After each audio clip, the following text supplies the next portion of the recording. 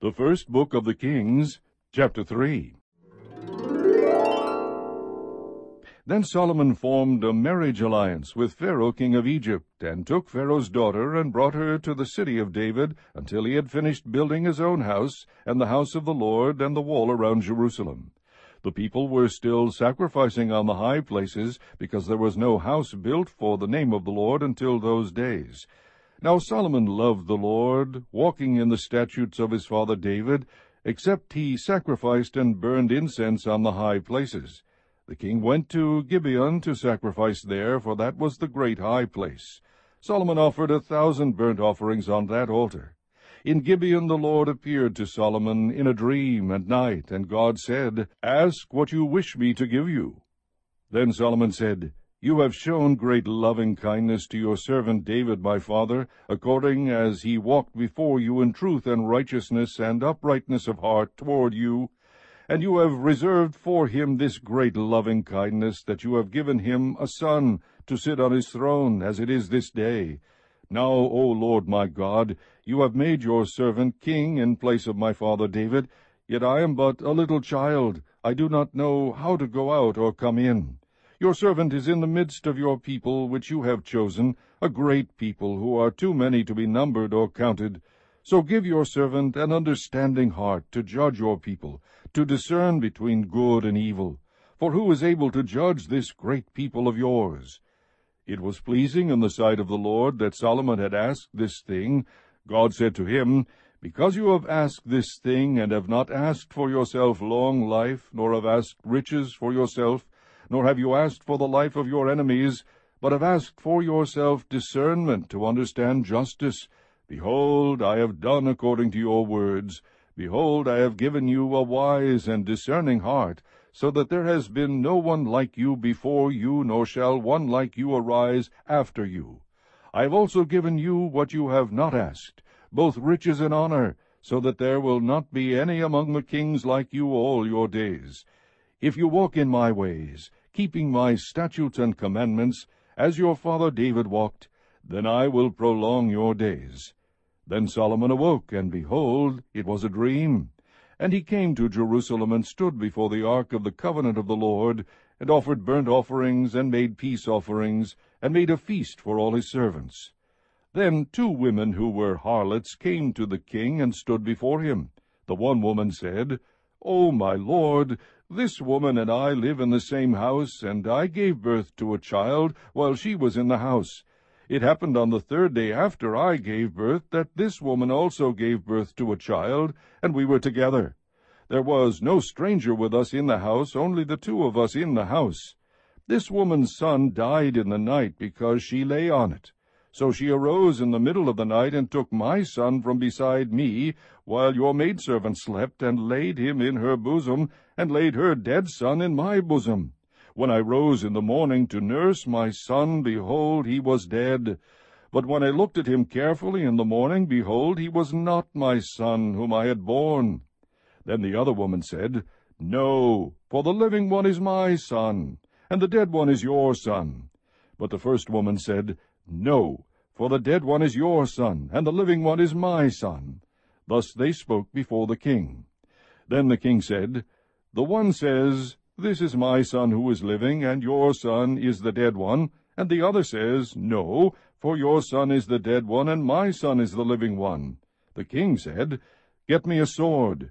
So they brought a sword before the king. The king said, "Divide the living child in 2, and give half to the one and half to the other." Then the woman whose child was the living one spoke to the king, for she was deeply stirred over her son, and said, "O my lord, give her the living child, and by no means kill him." But the other said, "He shall be neither mine nor yours. Divide him." Then the king said, "Give the first woman the living child, and by no means kill him. She is his mother." When all Israel heard of the judgment which the king had handed down, they feared the king, for they saw that the wisdom of God was in him to administer justice. Chapter 4. Now King Solomon was king over all Israel. These were his officials. Azariah the son of Zadok was the priest. Elihoreph and Ahijah the sons of Shisha were secretaries. Jehoshaphat the son of Ahilud was the recorder, and Benaiah the son of Jehoiada was over the army, and Zadok and Abiathar were priests. And Azariah the son of Nathan was over the deputies, and Zabud the son of Nathan, a priest, was the king's friend. And Ahishar was over the household, and Adoniram the son of Abda was over the men subject to forced labor. Solomon had 12 deputies over all Israel, who provided for the king and his household. Each man had to provide for a month in the year. These are their names: Ben-Hur in the hill country of Ephraim, Ben-Deker in Mekaz, and Shaalbim and Beth-Shemesh, and Elon Beth-Hanan, Ben-Hesed in Aruboth. Socho was his, and all the land of Hepher. Ben-Abinadab in all the height of Dor. Taphath, the daughter of Solomon, was his wife. Baanah, the son of Ahilud, in Teanach, and Megiddo, and all Bethshean, which is beside Zarethan, below Jezreel, from Bethshean to Abel-Meholah, as far as the other side of Jokbeam. Ben-Geber in Ramoth-Gilead. The towns of Jair, the son of Manasseh, which are in Gilead, were his. The region of Argob, which is in Bashan, 60 great cities with walls and bronze bars, were his. Ahinadab, the son of Iddo, in Mahanaim. Ahimaaz in Naphtali. He also married Basemath, the daughter of Solomon. Baanah, the son of Hushai, in Asher and Bealoth.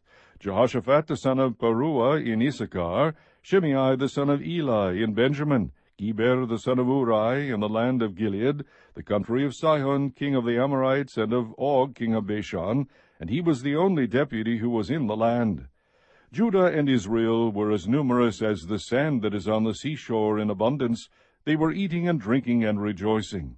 Now Solomon ruled over all the kingdoms from the river to the land of the Philistines and to the border of Egypt. They brought tribute and served Solomon all the days of his life. Solomon's provision for one day was 30 cors of fine flour and 60 cors of meal, 10 fat oxen, 20 pasture-fed oxen, 100 sheep, besides deer, gazelles, roebucks, and fattened fowl. For he had dominion over everything west of the river, from Tiphsah even to Gaza, over all the kings west of the river, and he had peace on all sides around about him. So Judah and Israel lived in safety, every man under his vine and his fig tree, from Dan even to Beersheba, all the days of Solomon. Solomon had 40,000 stalls of horses for his chariots, and 12,000 horsemen. Those deputies provided for King Solomon, and all who came to King Solomon's table, each in his month. They left nothing lacking. They also brought barley and straw for the horses, and swift steeds to the place where it should be, each according to his charge. Now God gave Solomon wisdom and very great discernment and breadth of mind, like the sand that is on the seashore. Solomon's wisdom surpassed the wisdom of all the sons of the east and all the wisdom of Egypt, for he was wiser than all men, than Ethan the Ezrahite, Heman, Calcol, and Darda, the sons of Mahol, and his fame was known in all the surrounding nations. He also spoke 3,000 proverbs, and his songs were 1,005. He spoke of trees, from the cedar that is in Lebanon even to the hyssop that grows on the wall. He spoke also of animals and birds and creeping things and fish. Men came from all peoples to hear the wisdom of Solomon, from all the kings of the earth who had heard of his wisdom. Chapter 5. Now Hiram king of Tyre sent his servants to Solomon, when he heard that they had anointed him king in place of his father, for Hiram had always been a friend of David. Then Solomon sent word to Hiram, saying, You know that David my father was unable to build a house for the name of the Lord his God, because of the wars which surrounded him, until the Lord put them under the soles of his feet. But now the Lord my God has given me rest on every side. There is neither adversary nor misfortune. Behold, I intend to build a house for the name of the Lord my God, as the Lord spoke to David my father, saying, Your son, whom I will set on your throne in your place, he will build the house for my name. Now therefore command that they cut for me cedars from Lebanon, and my servants will be with your servants, and I will give you wages for your servants according to all that you say, for you know that there is no one among us who knows how to cut timber like the Sidonians." When Hiram heard the words of Solomon, he rejoiced greatly, and said, "Blessed be the Lord today, who has given to David a wise son over this great people." So Hiram sent word to Solomon, saying, "I have heard the message which you have sent me. I will do what you desire concerning the cedar and cypress timber. My servants will bring them down from Lebanon to the sea, and I will make them into rafts to go by sea to the place where you direct me, and I will have them broken up there, and you shall carry them away. Then you shall accomplish my desire by giving food to my household." So Hiram gave Solomon as much as he desired of the cedar and cypress timber.